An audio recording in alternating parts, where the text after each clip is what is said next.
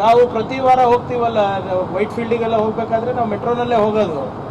ಆಮೇಲೆ ಒಂದಿನ ಅಲ್ಲ, ಪಾಪ ವಿಜೇಂದ್ರ ಅವ್ರು ಇರ್ಬೋದು, ಸೆಂಟ್ರಲ್ ಮಿನಿಸ್ಟರ್ಸ್ ಇರ್ಬೋದು, ಇವತ್ತು ಬೆನ್ಗಾವಲ್ ಬಿಡೋಕ್ಕೆ ಅಥವಾ ಮೆಟ್ರೋ ಹತ್ತೋದಕ್ಕೆ ಅಥವಾ ಬಸ್ ಹತ್ತೋದಕ್ಕೆ ಈ ಪರಿಸ್ಥಿತಿಗೆ ಯಾಕೆ ಬಂದಿದ್ರೆ ಅದಕ್ಕೆ ಹೇಳ್ಬೇಕಲ್ಲ ತಾವು.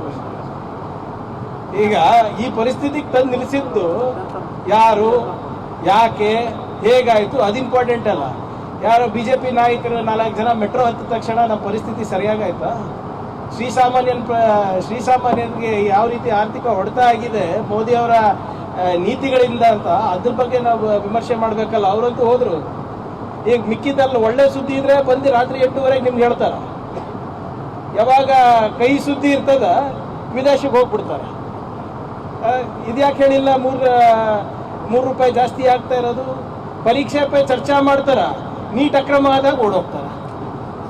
ಗ್ಲೋಬಲ್ ಎಫೆಕ್ಟ್ ಇದೆ, ಆಯ್ತ್ರಿ, ಗ್ಲೋಬಲ್ ಎಫೆಕ್ಟ್ ಇದ್ರೆ ಅದನ್ನ ಒಪ್ಕೊಳ್ಳಕ್ಕೆ ಏನಂತೆ ಪಾರ್ಲಿಮೆಂಟ್ ನಲ್ಲಿ ಹೇಳ್ಬೇಕಲ್ಲ. ಹೌದು, ಈಗ ವಿದೇಶದಲ್ಲಿ ಯುದ್ಧ ಆಗ್ತಾ ಇದೆ, ನಾವು ನಮ್ಮ ಪರಿಸ್ಥಿತಿ ಗಂಭೀರ ಆಗಬಹುದು ಅಂತ ರಾಹುಲ್ ಗಾಂಧಿ ಅವರು ಹೇಳಿದ್ರೆ ಇವರು ಏನು ಇಲ್ಲ ಅಂತ ಹೇಳ್ತಾರೆ. ಹರ್ದೀಪ್ ಸಿಂಗ್ ಪೂರಿ ಅವರು ಮತ್ತೆ ಮೋದಿ ಅವರು ಅದೇ ಪಾರ್ಲಿಮೆಂಟ್ ಅಲ್ಲಿ ಚರ್ಚೆ ಮಾಡ್ಬೋದಾಗಿತ್ತಲ್ಲ, ಯಾಕೆ ಕೊಡೋದ್ರು?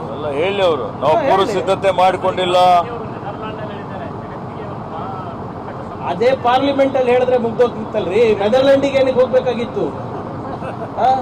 ಪಾರ್ಲಿಮೆಂಟ್ ಅಲ್ಲಿ ಕೇಳಿದ್ರೆ ಇಲ್ಲ, ಅವರಿಗೆ ಭದ್ರತೆ ಇಲ್ಲ ಅಂತ ಹೇಳ್ತಾರೆ ಪಾರ್ಲಿಮೆಂಟ್ ಅಲ್ಲಿ. ಏನ್ ಸರ್, ಪಾರ್ಲಿಮೆಂಟ್ ಅಲ್ಲಿ ಉತ್ತರ ಇಲ್ಲ, ಪ್ರೆಸ್ ನಲ್ಲಿ ಉತ್ತರ ಇಲ್ಲ. ಪಾರ್ಲಿಮೆಂಟ್ ಅಲ್ಲಿ ಹೇಳಿದ್ದು ಎಲ್ಲಾ ಸಂಪನ್ಮೂಲ ಇದೆ ನಮ್ಮಲ್ಲಿ, ಡೀಸೆಲ್ ಕೊರತೆ ಇಲ್ಲ, ಗ್ಯಾಸ್ ಕೊರತೆ ಇಲ್ಲ.